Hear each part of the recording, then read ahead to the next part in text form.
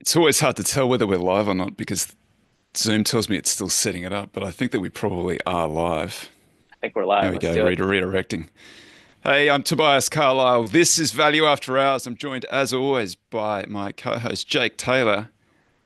Our special guest today is Professor Dr. David B. Collum, organic chemistry professor, uh, notable FinTwit personality, and author of A Year in Review, which I've read every year to escape from the family at Christmas. Yeah, I was gonna Uh, say it almost breaks up my marriage every year when I'm reading it on the couch and supposed to be participating with the family. how are you, Dave? Welcome to the podcast.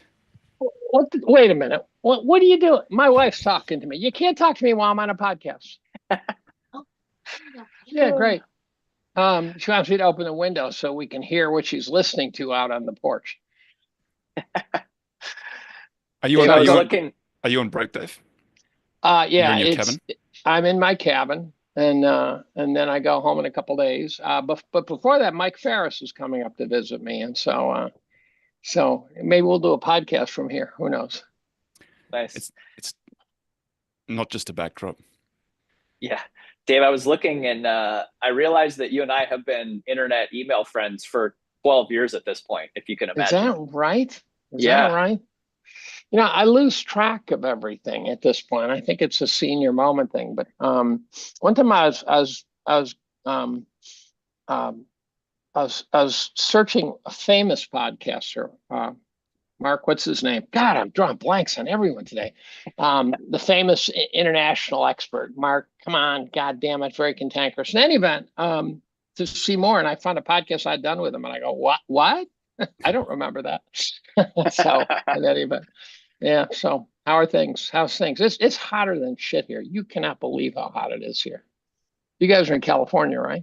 I am, but JT's in New York. He's struggling a little bit at the moment. And being in a cabin, no AC, that's the problem I'm suffering from. Oh man, brutal. Yeah. The Yeah. heat dome is in full effect right now. That's right. I feel like I'm in the middle of some nuclear weapon site in Iran right now. So Dave, we had Rudy Havenstein on a few weeks ago, and I saw that. I saw that. we had a good podcast with him. We just threw it open at the start and said, "What's wrong with the market?" So we might do the same thing with you. What is wrong with the markets?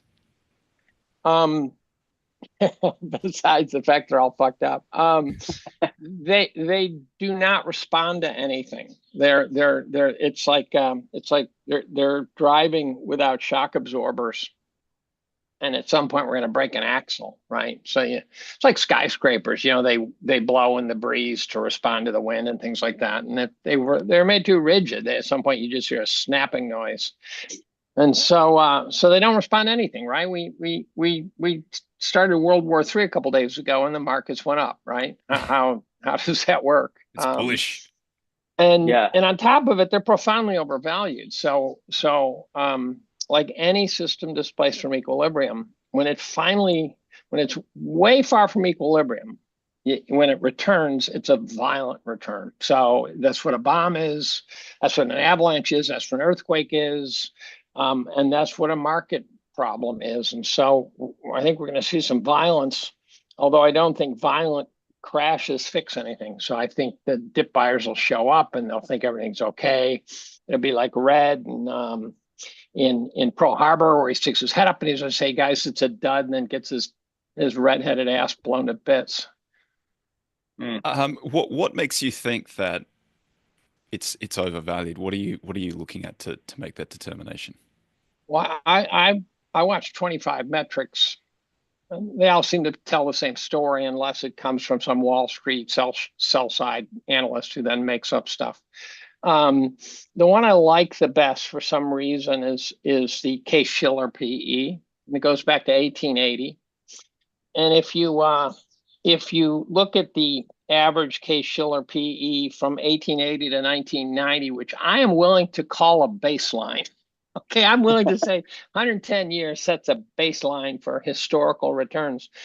It was around 12 or 13, and it just moved in a channel, goes up in the 20s, goes down in the single digits, but it channeled for about 110 years. In 1990s, and curiously 1994, and I've been trying to figure out why, it left the channel. All the metrics all left the channel and really never looked back. And so it is now parked at a cozy 38. And so if you're sitting there with a Shiller PE of 38 when historical fair value, or should we say average value, is 12 to 13, it means that you're ballpark 200% over historical average valuation. So people will say, now we're in a different era.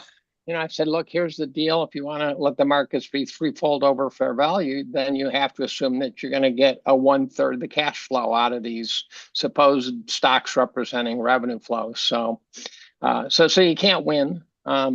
People say, well, we'll inflate our way out, but you can't inflate away valuations. If you think of a valuation, price to book, price to revenue, price to earnings, price to you name it, it's always a numerator, the stock market, and it's always a denominator that ought to track it, meaning they both adjust for inflation.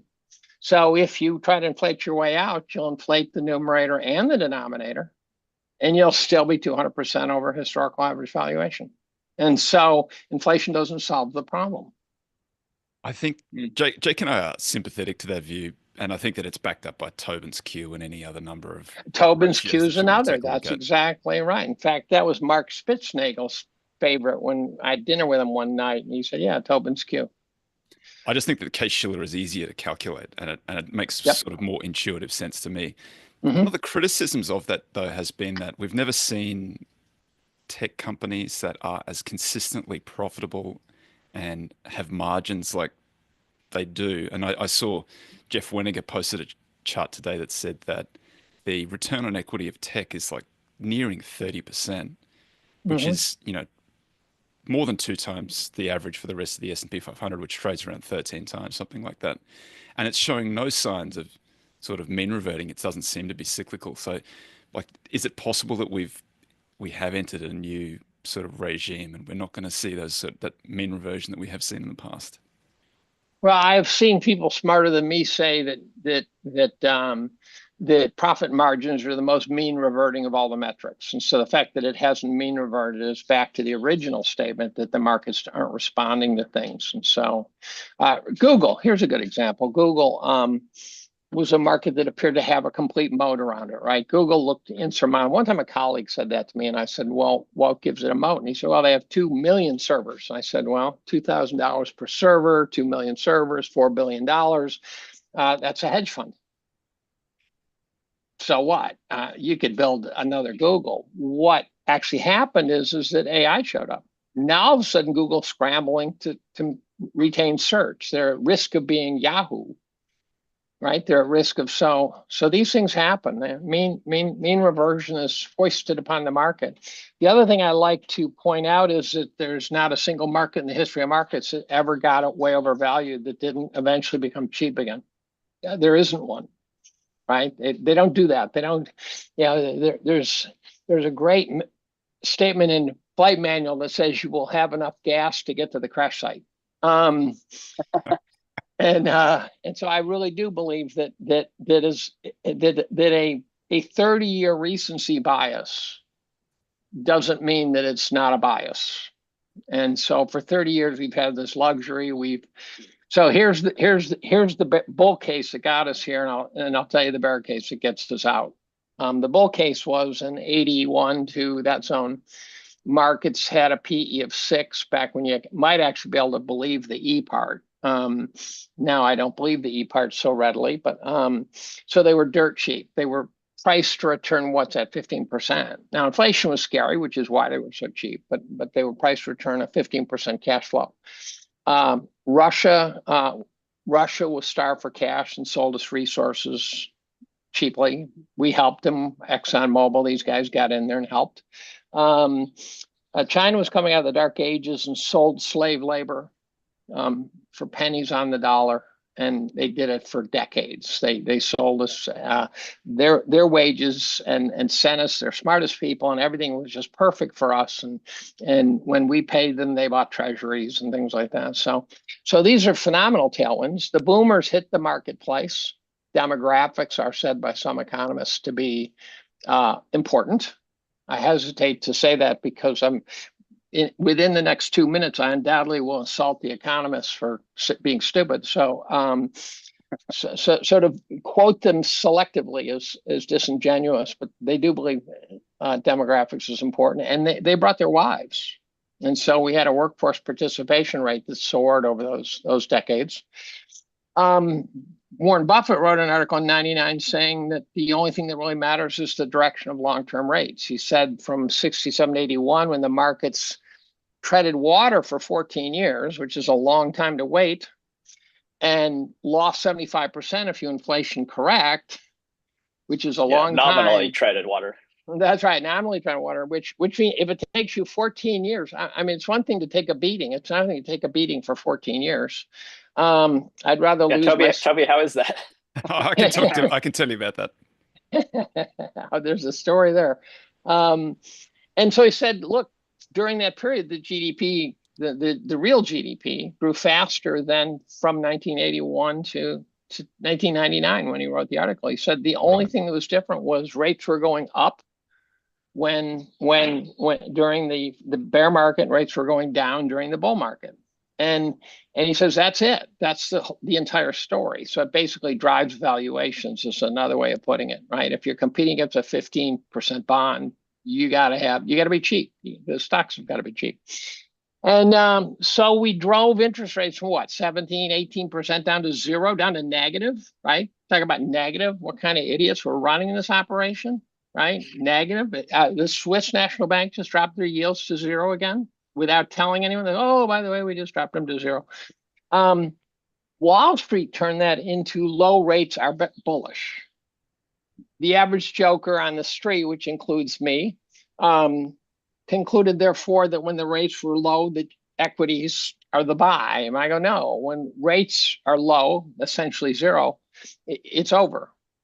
The rates have now dropped from 17 to zero, so the party's over. You got to sober up now, and there's only one direction to go, and that's up. And we started up, and so I think the ultimate bear case is rising bond yields and dropping equity prices. I think that will be a bone crusher because bonds always saved equity investors during the 30-year recency bias, and now they can't do it, right? We've got inflation problems now that are real to the extent that we always had them, but we somehow were able to pretend we didn't. And now they're real to the point where I think when the Fed hints at doing some of their old playbook crap, the inflation's going to take off. Inflation expectations are going to take off, and people are going to have a cow, and the Fed's going to go, oh, we can't do it now. We've been called out. I think the bond vigilantes will eventually pull out of their grave and do something. So the gist is we had these unprecedented tailwinds, never to be repeated, right? There's no chance we're going to get another China. There's no chance we're going to get another demographic like we got. Not in your lifetime, not in my lifetime. And so what if the next, it turns out during that 30-year period, 40-year period, from 81 to the present, valuations, which should not move, they should wiggle around, but they should not trend, compounded 4% a year for 40 years. What happens if the next 40 years they compound 4% a year, negative 4% a year for 40 years? To just undo that. And the answer is we're hosed. Now, you say, well, we'll block and tackle our way out. So let's say the GDP grows 2.5%. Let's say stocks nominally do whatever they want to do, but inflation adjusted do zero, right? We'll do a 1967 to 81-ish. At 2.5% growth rate, it will take us 45 years to get out. And so if you want to tread water for 45 years, you're welcome to try.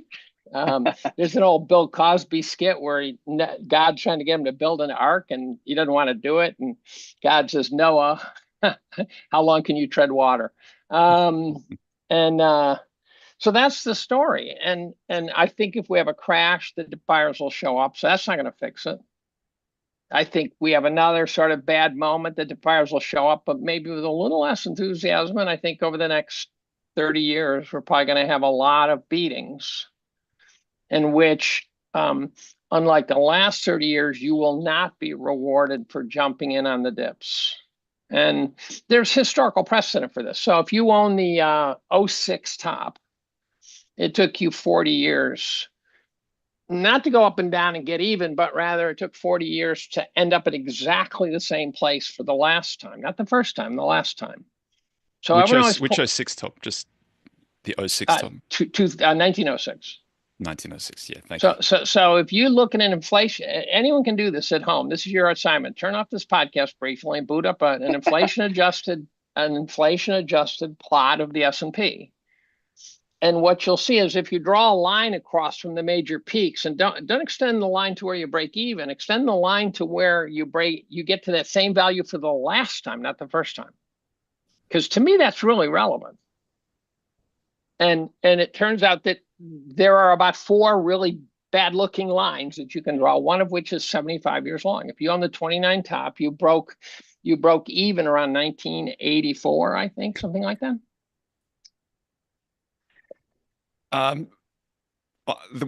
There are several possible causes for this sort of level of overvaluation. One, Michael Green has proposed that it's the flows hammering the biggest companies. Demographics is another possibility. Rates being too low for too long. Although now we've sort of seen rates come back up again. We haven't really too seen long for too low too many times. I had the third parameter. Too many times. Yeah. Or deficits. But let's just take those one at a time. What do you think of Michael Green's flows thesis?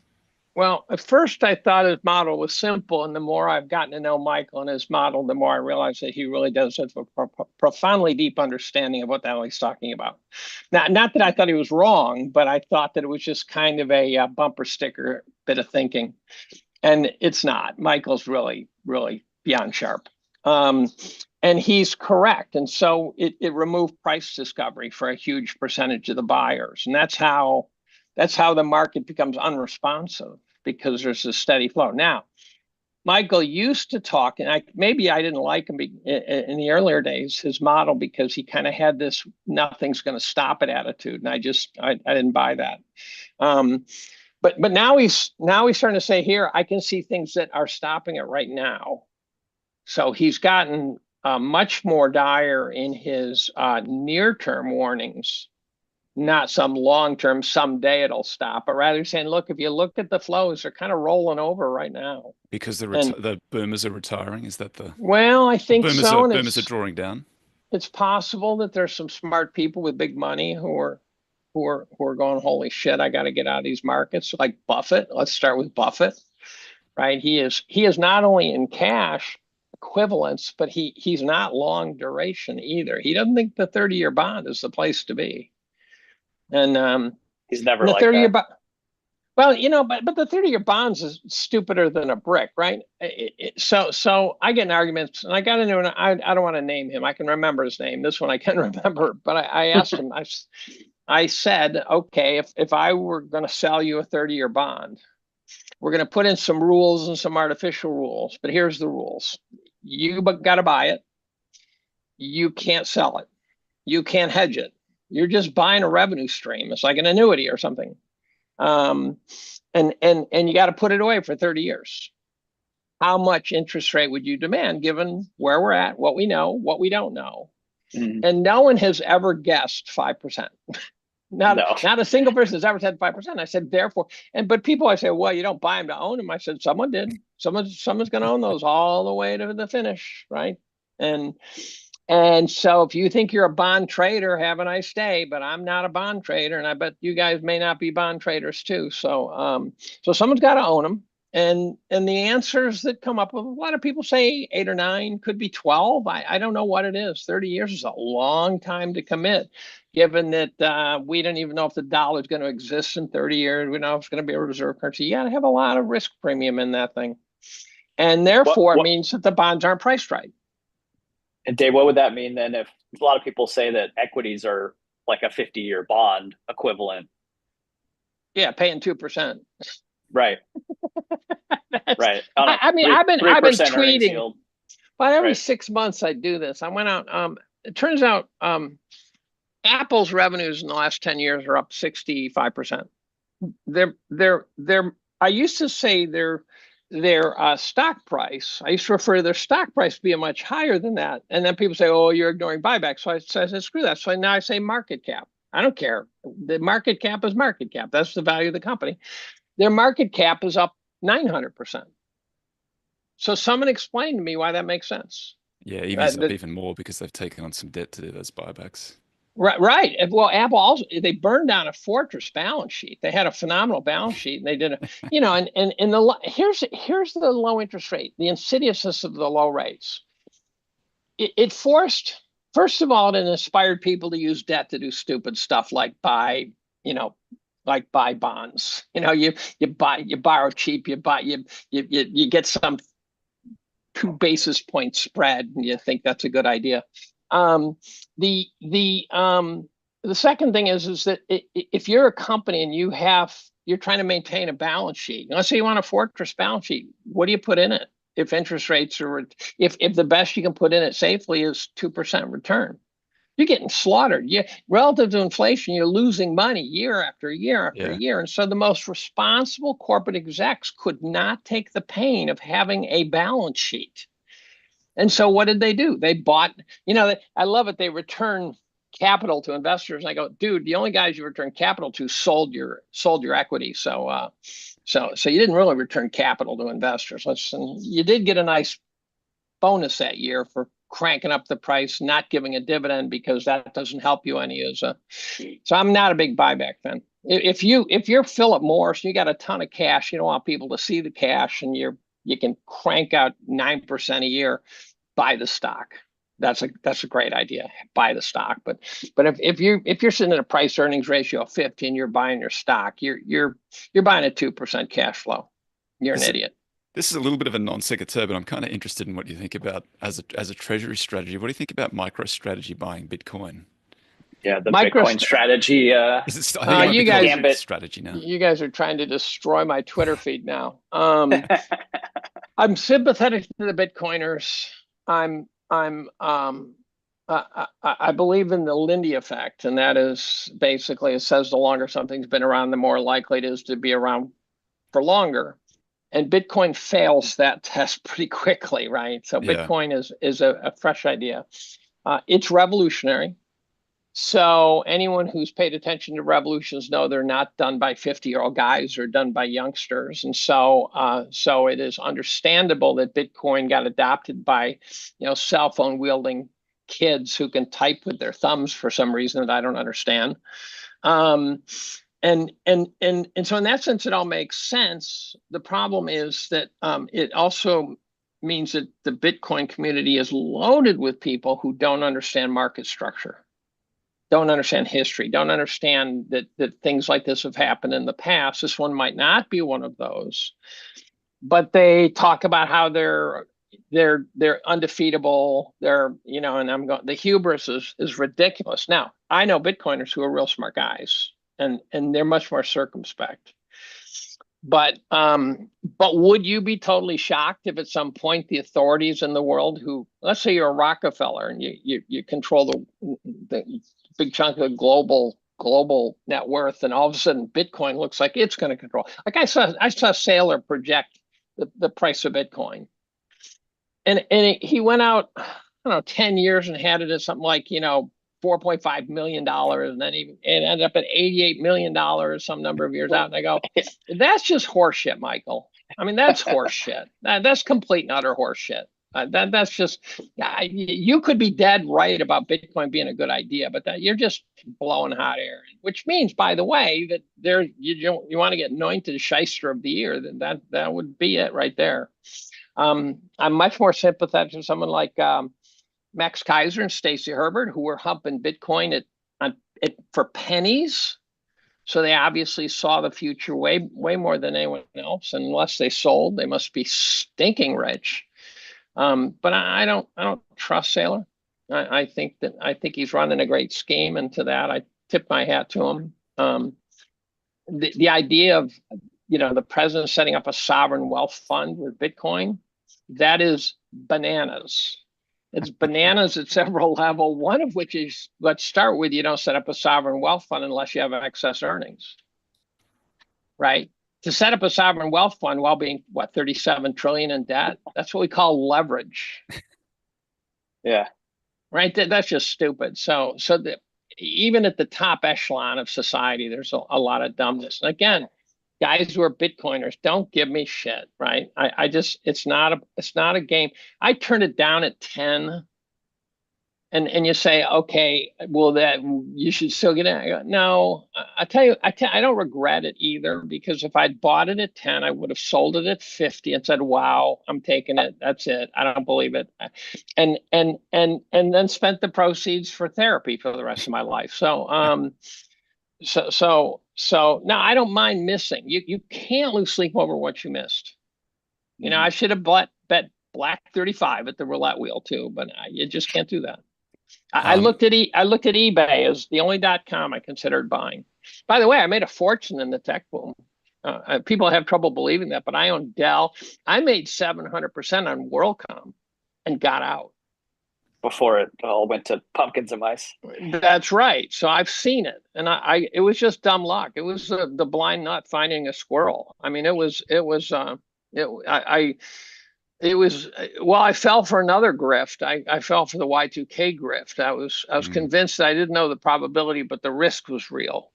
And if you look at the COVID lockdown, we kind of saw hints of what could have happened in 2000, right? The not getting supplies and things like that. I went through all the gymnastics and understood the whole supply chain problem. Now, the reason I call it a grift is because nothing happened. Nothing. I'm not talking they fixed it. I'm talking nothing. I'm talking there were not even computers in Venezuela that stopped working. So I am now convinced that Yeager worked for Wall Street, and he screamed about the risk of Y2K, and Wall Street loved it because then they could sell software and hardware, and Silicon Valley got rich, and then we had a recession because the whole thing blew off, and that funded the .com, and then that was the end of that. And so Bitcoin might win, Bitcoin might lose. If I were the power structure, I'd be looking long-term for ways to put it into a shallow grave. Dave, how do you contrast that with, other than the Lindy of, call it what now, 17 years for Bitcoin versus 5,000 years for gold? How do you think about those two things, gold versus Bitcoin?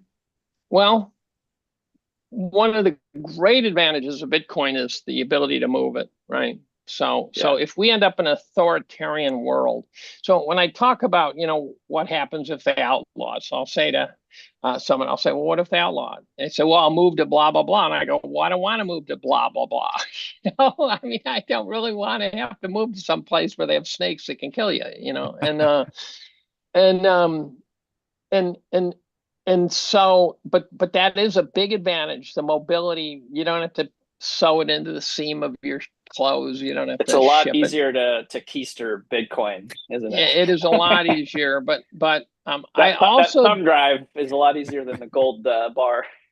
Well, how many times you've been told your password doesn't work? Right. Yeah. I'm a Luddite, right? So I'll go to log into something. I'll say that password's not it. And I go, I know that password's it. What is the number to call the Bitcoin help desk? That's exactly right. That's exactly right. So I just don't trust myself. And when my password doesn't work, or I call some help desk, whatever, I just get so frustrated that the idea of tying a significant amount of my wealth into something that is so obtuse for me. Again, I don't understand why I'm such a Luddite. I had DOS 1.0.1. Right. I mean, I was at ground zero of this thing. There's a thing called ChemDraw, which is probably sold 20 million copies for drawing chemical structures. My copy of ChemDraw serial number is 376. So I'm not averse to being early into tech, but no, the Bitcoin doesn't do it. And I do believe the authorities are. It should trouble people that the first paper written about it was by 3 NSA guys. That should bother you, right? That should really get into your head and say, wait a minute. Who's Satoshi? The mystery of Satoshi, and if I wanted to set up a central bank digital currency, which we all agree is a disaster, putting out Bitcoin, letting the smartest guys in the world debug it and set up networks and acclimate and stuff, that'd be a great way to do it. So Trojan horse. Trojan horse, yeah. Let me just digress for a moment, go back to the overvaluation of the stock market. One of the possibilities was this direction of rates, from 82 to whatever it was, call it 2020, early 2020s. Went in one direction, stock market went in the other direction. We've now kind of, after Bernanke and Yellen have moved on, we've now got Powell, who seems to be like, we're trending back towards long-term rates of let's call it 6% or something like that. We're not there yet, but we're sort of directionally going there. Stock market's all-time highs, real estate market all-time highs. Like how do you reconcile those two ideas?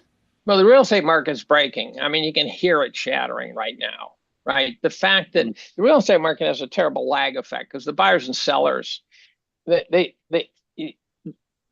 the buyers and sellers can't meet, that means there's no price discovery there, but there has to be price discovery there, right?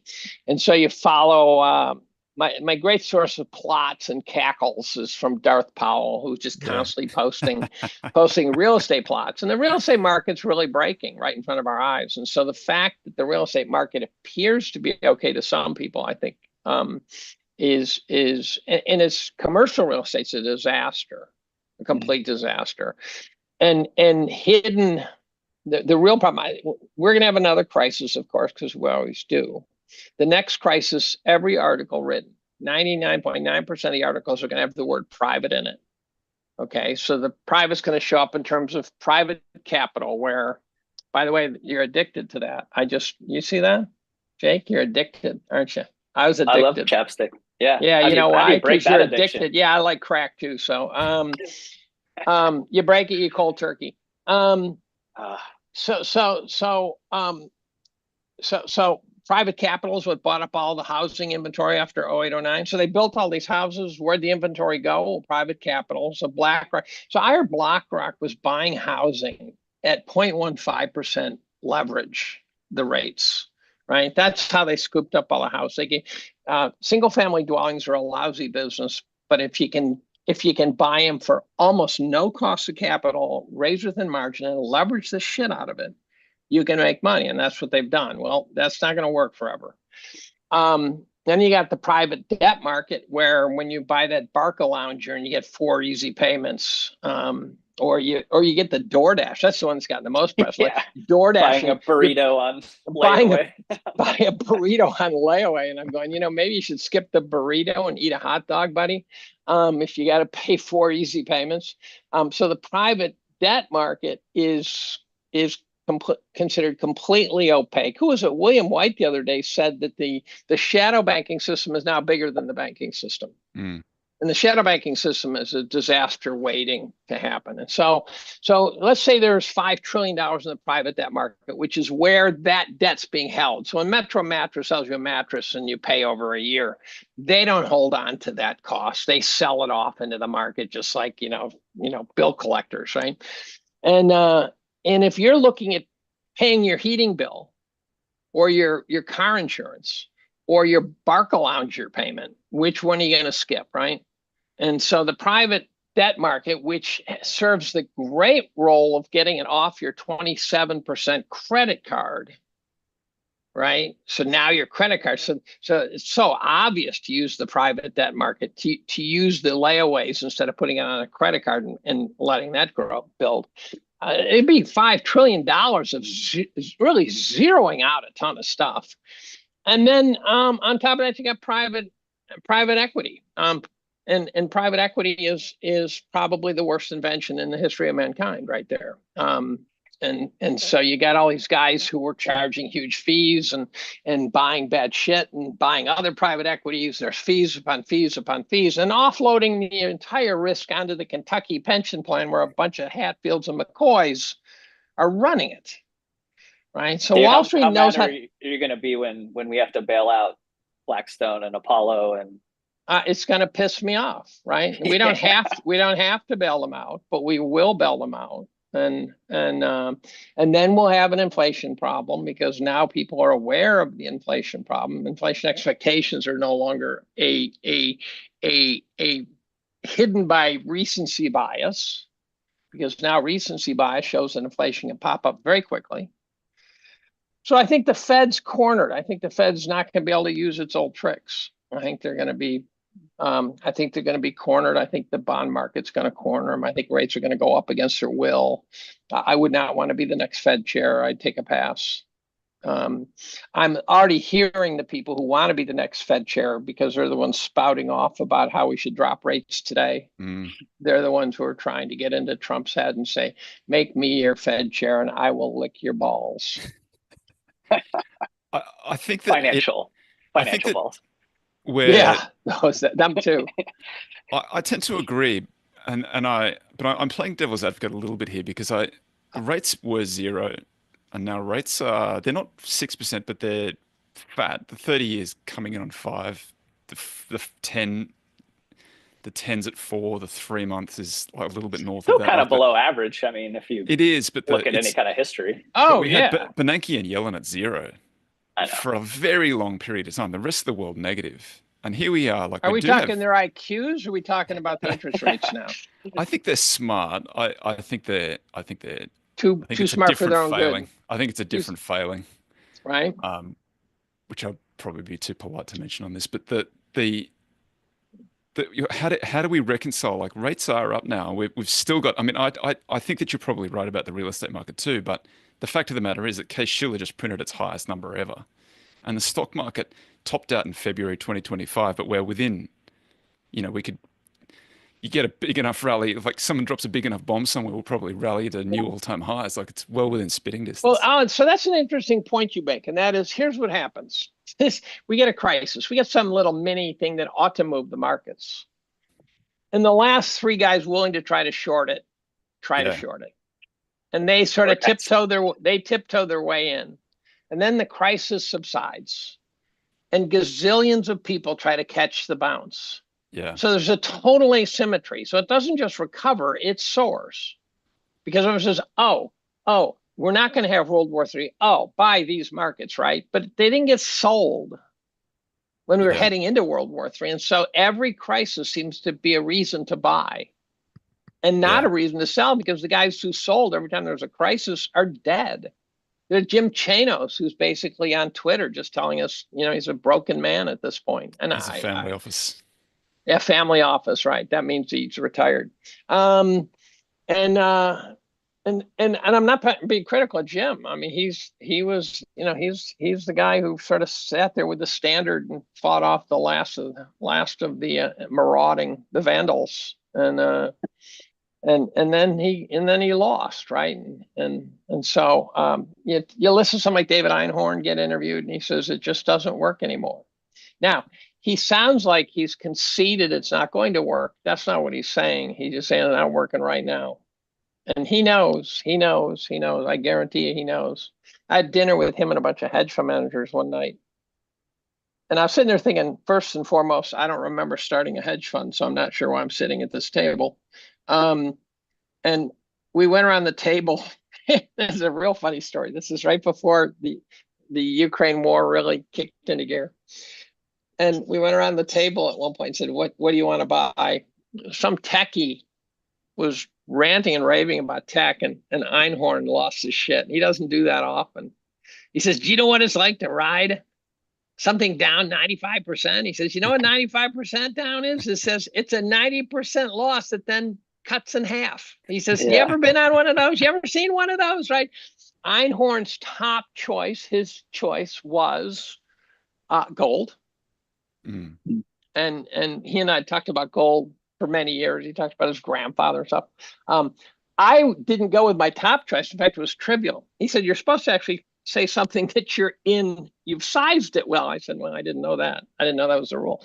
I said RSX. Mm.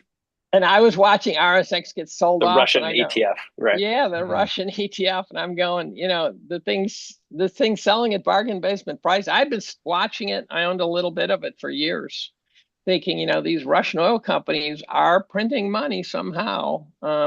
And Grant Williams actually said that too. So you can't be a contrarian to the point where you're the only guy in the world who believes something, because then you go psychotic fast. But if there's a couple other smart guys saying, no, Dave, I agree with you. Like I was watching Platinum for several years.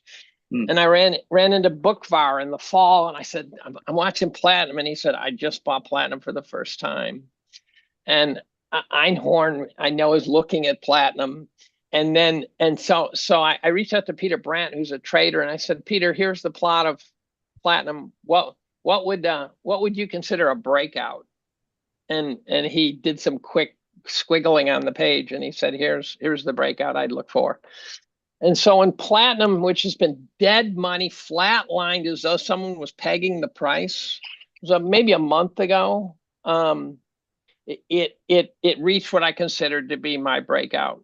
Now, I was buying gold at 290 and 280 and 270, and then I'm going, I can't take the pain, and I waited, and then it climbed back up past those, and I started buying again up to around 450 or something. Just like early 2000s? 1999 up through 2000. Oh boy, so long ago, maybe 2003 or something. Yeah. And that's 4 years. But in these markets, if Platinum becomes a good buy, it's going to last 15 minutes because of the speed with which people jump in. And so I started hitting the buy button. There's no way I'm going to get a full position of Platinum on the timescales that I work. And I face a boomer dilemma where I've got enough wealth where to take it, what I'd call a decent size position in terms of percentage allocation. When I look at how much I have to invest to do that, I go, that's too much goddamn money. Yeah. And so I've got this paradox where I go, this many $1,000 is a lot of money. And I go, but it's 0.1% of my net worth. I'm going, okay, how do I deal with this problem? So I started hitting the buy button from about 95, 96, somewhere up, and I've hit it about 4 or 5 times.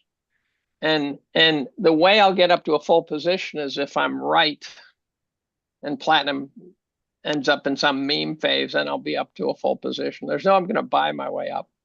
I was surprised to see the run that gold has had. Gold has now outperformed the S&P 500 since some date. I forget which one it is, but it's like 25 years. Year 2000, yeah. Is it 2000? Yeah. Yeah, it's outperformed it by 2% annualized. That's very material. Well, so again, I was in all bonds in the 80s. And then in 87, the crash occurred, and I was sitting in the faculty lounge. One of my older colleagues said, Dave, really should own some equities. And I wasn't paying attention. I wanted to go to Wall Street when I was in high school, but I completely lost that thread and went my own way and didn't pay attention. And I said, maybe you're right. So I started going aggressively into equities. And by the mid 90s, I was the guy at the cocktail party saying, oh, I just bought this, I just bought that, the complete idiot. So the bubble was fully intact at that point, right? I had been suckered in, and I owned Dell. I made a ton of Dell, and I made weird companies that were just, if you couldn't make money in the 90s, you really were an idiot or a short seller. Which I repeat myself maybe. And then Y2K got me out of everything. In 98, I jumped out and the market cut way, way back. And I thought, okay, you're half smart, half stupid. If it comes back, I'm getting the rest out, and I got the rest out. So I went into the year 2000 with 0 equities, 0.0. I had gold, cash, and you're not gonna believe this, a short fund. David Tice's short fund. And I made 30% on the short. And then to try to hedge inflation, I talked to Jimmy Rogers' partner, a guy named Clyde Harrison. I was trying to buy commodities. I couldn't figure out how to do it because they were not popular. And I didn't like what I was hearing. I talked to one of the market makers, and I didn't like what he told me. And so I said, screw this, I'm not touching this shit. And so I bought 6 Fidelity funds that were basically commodity benefits. So, Fidelity Energy and materials and things like that. So I bought 6 of them. I started buying them pretty aggressively around 01.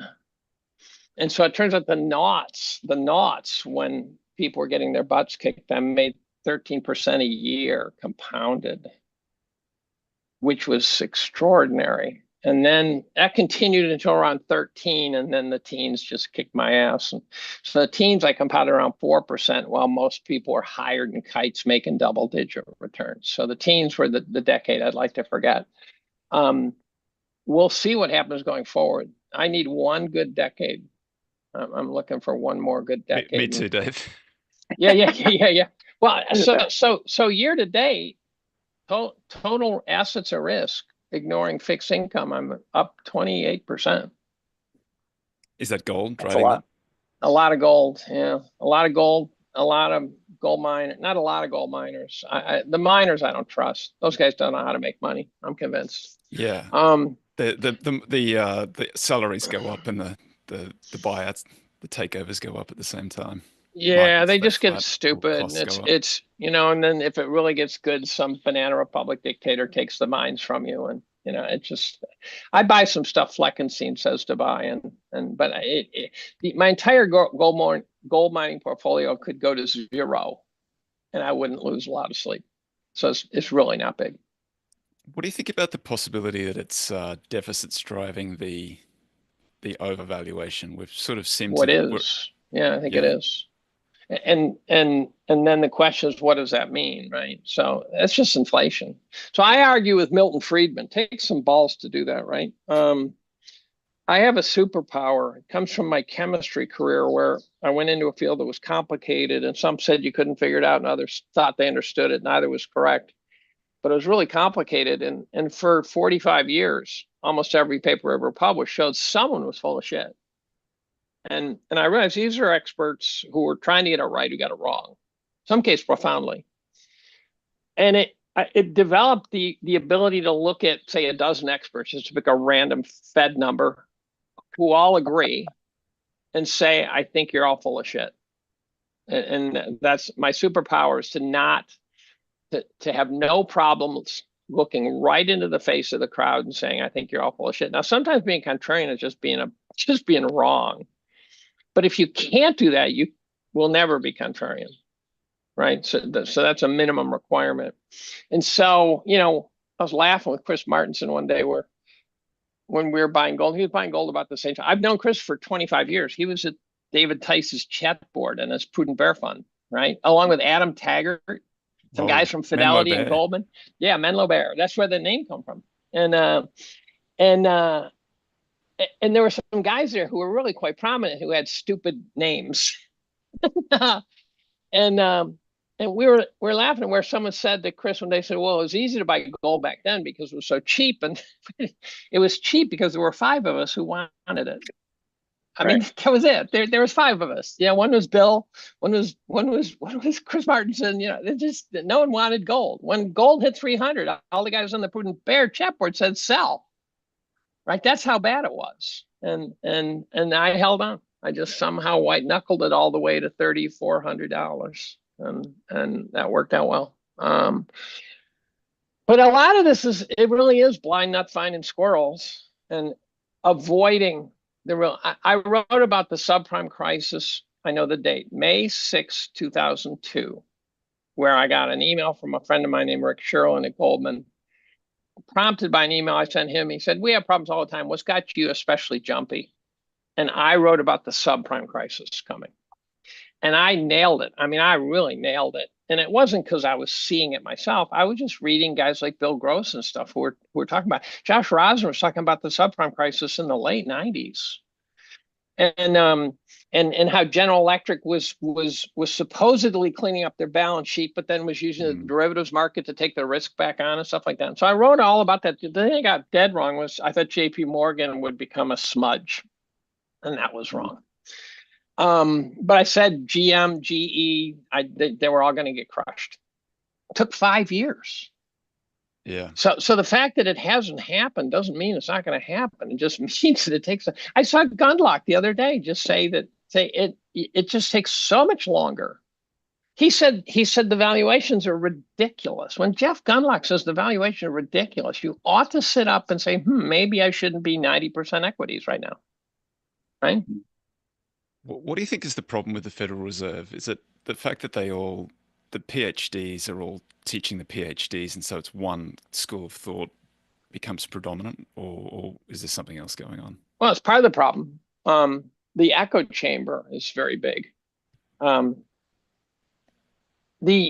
other problem, they're all academics in many ways, right? They're all using just theoretical constructs, and there's, they said Powell's supposed to be good. Now, I can't say he's been terrible.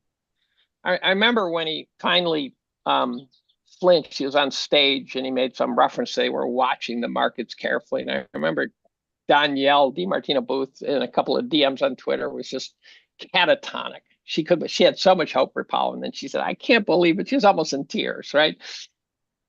He hasn't been horrible, and he got handed a bad hand to play, right? So he was not yelling. I was on Danielle Camboni's podcast. I refer to as the flat-headed hobbit, which I'm not sure whether she understood the flathead where you put your beer joke. But Bernanke's the unforgivable one. Bernanke talks about the Great Depression like it was a failure in the 30s, but it was a failure in the 20s. And I think he must know that. Yeah. And therefore must just be a pathological liar.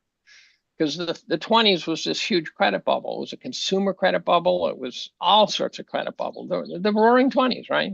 Roaring 20s was foreshadowing. The name, the Roaring 20s, tells you that it was a problem. And in the 30s, they might have been able to mitigate some of the damage, intervene, but they forgot to, in all these bailouts, they forget Bagehot's rule about, basically punishing people who have to be bailed out. I'd like to see a law that basically says that if your bank has to get bailed out, the C-suiters all lose 5 years of their compensation. They would pay attention more carefully, right? Now, here's what would happen is they would actually start acting like bankers, and we'd go into a deep recession immediately, right? And because there's too much leverage in the system. And so in any case, the next one will be a complete brain dead person, in my opinion. My fear is something like Brainerd. Although the one that would cause me to just slice my wrists and down some Valium would be someone like Stephanie Kelton. Wouldn't that be just beyond comprehension funny? MMT test. MMT. Yeah, exactly. So the other problem, so Milton Friedman talks about how inflation is always monetary, but I think he's not looking at the cause. I think he's looking at the effect, and that is, I think inflation is always government spending, and that produces the monetary expansion. And so the Fed supposedly has some mandates. It used to be stable currency, right? Stable banking system, and so those two are not necessarily full flying. Employment. And no. See, I don't agree with that. I don't think that's their problem. It is one of their mandates, right? But I agree. It's a mandate they asked for. Okay. Right. So it's their own personal mandate, and you can't have full employment and stable currency. Those two fly in each other's face. And so what if they had said, look, they should encourage full employment, but it's not a mandate. I like Rudy. Rudy says, mandate is, he's got something where he talks about their mandate being to bail out the banks, right? And that is their mandate, right? Yeah. That's realistically what their mandate is to just make sure the banks never suffer.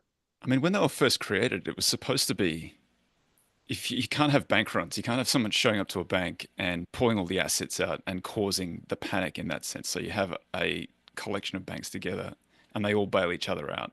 But it's turned into this, like, it's crazy giving them the currency. It's crazy giving them that second, full employment. But I think you can find some data series that'll show you that full employment's the other side of inflation or something like that.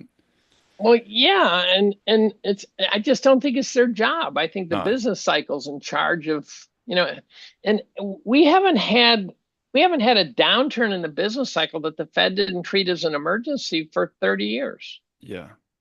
And so that's bailing out, that's keeping rates too low for too long, too many times. That's why I offer the too many times. Yeah.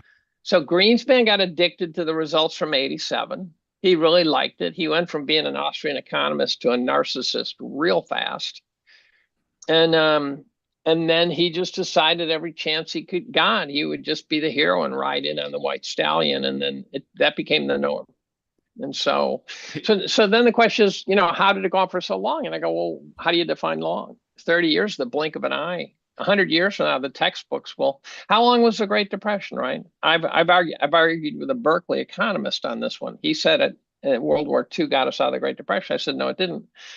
I said, we're still austere. We're on rations, the economy, blah, blah, blah. And he says, no, the GDP numbers show that the GDP grew. And I said, yeah. That's tanked, but then though. That's what I thought about. And then I wrote about this some number of years later, where I said, when you build something and then blow it up in a microsecond, I wouldn't call that GDP. Just like now, we're about to see the boomers. We are seeing the boomers. How many healthcare buildings have been built in your hometown? You can't drive anywhere without the word health being on the front of some building. The care centers everywhere. Healthcare in this form is not GDP. It is the cost of a rapidly depreciating asset. If we were all healthy and not needing healthcare, wouldn't we be better off? Yeah. It's not like building computers. Yeah. So the GDP is just it's like you're driving a 20-year-old Corvair and it's in the shop every week. Dave, we've got a couple of minutes left. Do you want to speculate on what causes the house of cards to come down? Do you want to give us a date? No. Date. I will give you a date. 2026 to 2046. Okay. There you go. I think we're going to go whipsawed Nikkei.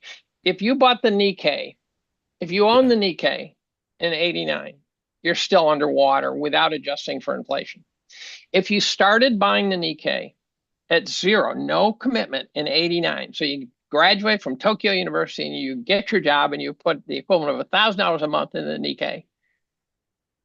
I was on a podcast with a Twitter space with George Noble, and I said, you couldn't invest in the Nikkei. He said, oh, you could do this. I said, no, it took too long. You couldn't have done that. If you bought the Nikkei all the way down, it took you 18 years to break even. 18 years if you just started averaging in as it went down. That's an uninvestable market, and I believe that's where we're headed. What about the catalyst? I think the catalyst is Richard Russell said, someone said to him, why can't this go on forever? And he said, go into your kid's room, start stacking their blocks, keep stacking. What happens? And what you end up with is the taller the stack, which is displacement from equilibrium, which I talked about, the more shock sensitive and the more destructive the return trip to equilibrium, which is a pile of blocks on the floor. So you reach a height where the tiniest little shock, like a Russian bond default, remember that one, will trigger a cascading failure and the markets will go emergent. We've had a few, though. We had that Silicon Valley Bank. We've had... And how many trillions did we put in to bail that one? Yeah, well, that's true. I don't even know. That was done quietly, in my opinion. That was not... We didn't bail them out by, someone marching out in front of a microphone and saying, we're going to do everything that it takes. That one, I think they realized it was embarrassing. They were able to stem that, but you got all these insolvent regional banks that have commercial real estate on their books. Hey, let me ask you, Silicon Valley Bank goes down. If I had told you 10 years ago that a bank would go down and become insolvent because we bought too many treasuries, what's wrong with that picture? Yeah. Right? That means that the treasury market is broken. And so now you've got commercial real estate that was priced at 200 million, which is now priced at 6 million. That was one I just saw the other day. And it's on some private equity balance sheet at 200 million because they don't have to mark to market. And at some point, like Harvard and its $50 billion endowment, which everyone has been focusing on lately, let's start with what if it's worth only 20 billion? Let's start with that. Forget about it. And then people say, I still don't care. And I understand that too. But you've got pension funds that are underfunded and not marked to market, right? Big time underfunded and not marked to market. Kentucky pension fund was down to, 20% funded. And you got to figure those Kentucky boys own some dog shit in there too. Dave, on that note, that's full time.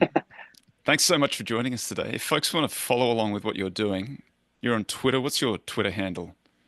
David B. Collum, Collum. I write the most poorly marketed blog in history. A year in review. I publish it once a year at the end of the year, and I was told recently it got this year 500,000 clicks, which is pretty good for a 300-page review.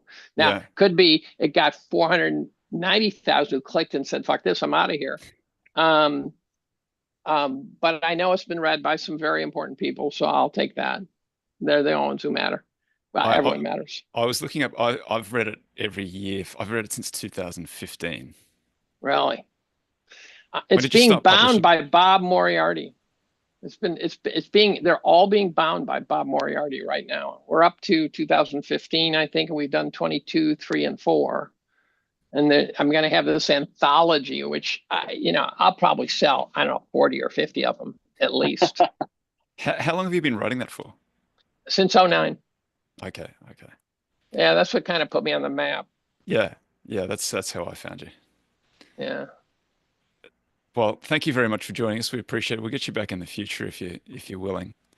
Oh yeah, it's always fun. I can talk. Folks, thanks JT. JT's got to run. He's got an early tea time today. I'm joking. Jake's moderating a panel for the CFA. That's why we're a little bit early today, folks. We're an hour early. We'll be back next week, same bat time, same bat channel. Send me a link to this when it goes up. We will. Dave